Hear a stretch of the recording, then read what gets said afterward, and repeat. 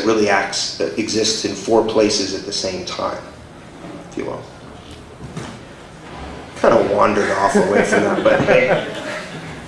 Yes? Now, there is an issue with that. You can only sort of read one sentence at a time. Are there any plans for an audiobook release so somebody could sort of listen along with subtitles as it were?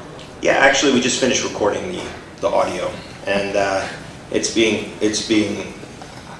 you know, knock on wood. There's a formidable composer involved who's supplying music. We're actually using some of the sound effects just to kind of place you.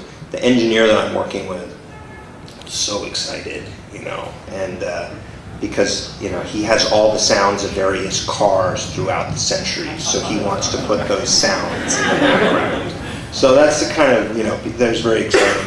And then there's this scene in the very middle of the book. You actually have only Sam and Haley talking, and it's the one place, because the way the book's designed again is like she takes up 2/3 of the page, and then slowly, as her sense of self and identity, you know, changes, her space gets smaller and smaller until by the very end they're exactly the same. So in the very middle, there's just this piece of dialogue that goes on back and forth between them, and the only thing they have is a fan actually.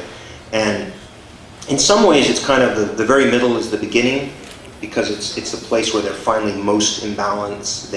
They have a sense of who they are, and they have a sense of who the other person is.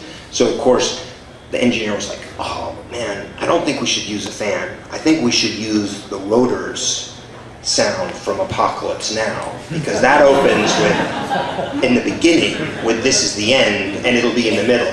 So I was like, all right.